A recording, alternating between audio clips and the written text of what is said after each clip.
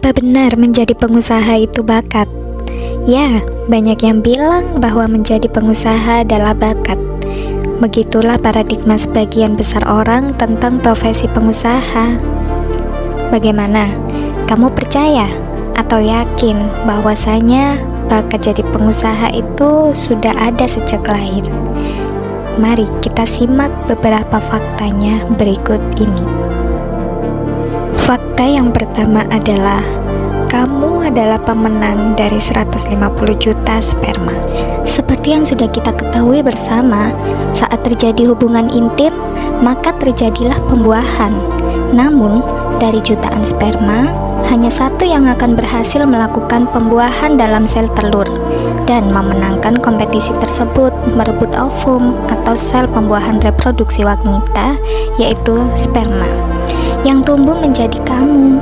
Setelah perjuangan dan kompetisi, yang menjadi pemenang adalah kamu. Sebagai pemenang kompetisi, kita harus bangga dan memiliki rasa percaya diri yang tinggi dalam menatap kehidupan. Jadi, sesungguhnya tidak ada yang mustahil bagi kita sebagai manusia untuk menjadi pengusaha. Benar atau betul? Menjadi manusia yang optimis, penuh rasa percaya diri, mandiri, berdaya kreasi bebas, kreatif, dan lain-lain, semuanya adalah faktor dasar yang secara alamiah sudah diberikan Tuhan kepada kita sejak masih berbentuk sperma. Faktor-faktor fitrah manusia merupakan modal dasar untuk menjadi pengusaha. Fakta yang kedua adalah saat dilahirkan, kita dibekali dengan alat super canggih, yaitu otak. Saat dilahirkan, manusia dibekali dengan otak yang canggih.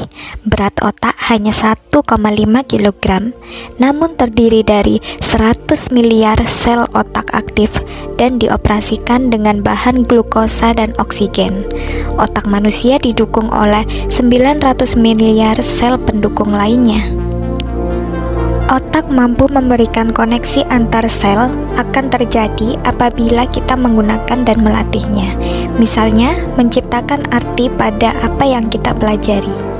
Jadi, kamu dapat membayangkan betapa besarnya potensi yang dimiliki seorang manusia seperti kamu.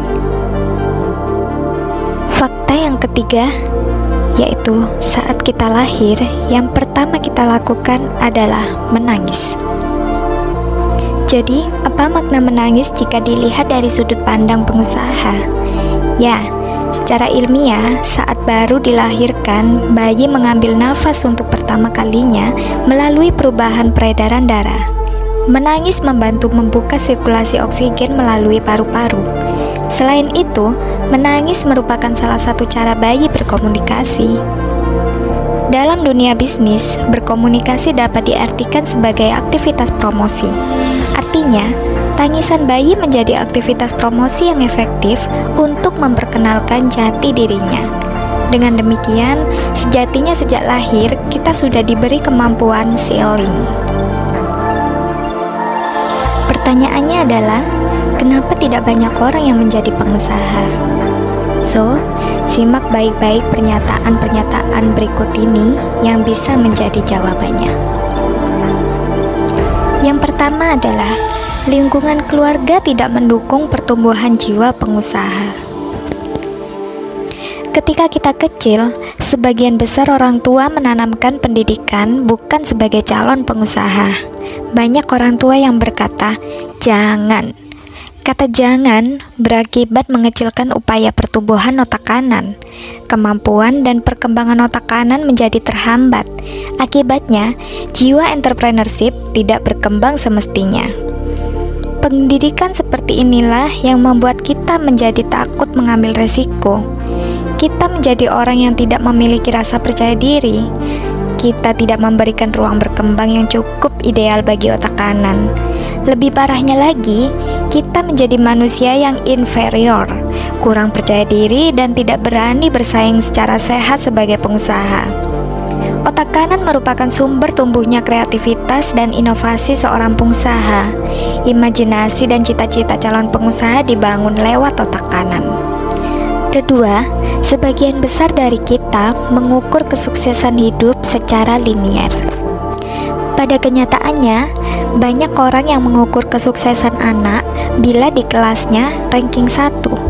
Kita hampir tidak memberikan ruang berkembang yang cukup ideal. Anak dinilai hebat bila mendapatkan nilai 9 atau 10. Orang disebut hebat jika pintar, bergelar sarjana, doktor, atau profesor, bukan dari bakat yang dimilikinya. Ketiga, orang tua menanamkan paradigma cita-cita. Apa cita-citamu kalau besar nanti? Hampir sebagian orang tua akan menggiring anak menjadi seorang pilot, dokter, insinyur, dan lain sebagainya. Intinya, orang tua berkehendak anak mereka menjadi orang besar. Memang tidak ada yang salah. Namun, alangkah baiknya jika kita memotivasi anak untuk menjadi sesuatu yang lebih besar lagi. Misalnya, menjadi pilot. Jadilah seorang pemilik pesawat, bukan yang mengendarainya. Berikan motivasi untuk menjadi seorang pemilik, alih-alih menjadi seorang dokter. Tapi, jadilah pemilik rumah sakit. Bagi anak, motivasi adalah sesuatu yang sangat penting. Keempat, ketika masih di bangku sekolah dasar, kita tidak diajarkan menjadi pengusaha. Kita di kelas diajarkan cara menulis dan membaca seperti ini Ibu Budi. Ibu Budi pergi ke pasar membeli roti. Begitu seterusnya. Guru mengajari kita dengan pengetahuan dasar sebagai pembeli. Kenapa guru tidak mengajarkan kita dengan pelajaran menjadi pengusaha? Ini Ibu Budi. Ibu Budi pergi ke pasar berjualan roti. Pelajaran berjualan tidak diajarkan dan tidak ditanamkan kepada murid sedini mungkin. Sejak kecil, kita diajari untuk menjadi orang yang konsumtif. Kita tidak diajarkan bekerja keras untuk meraih sesuatu.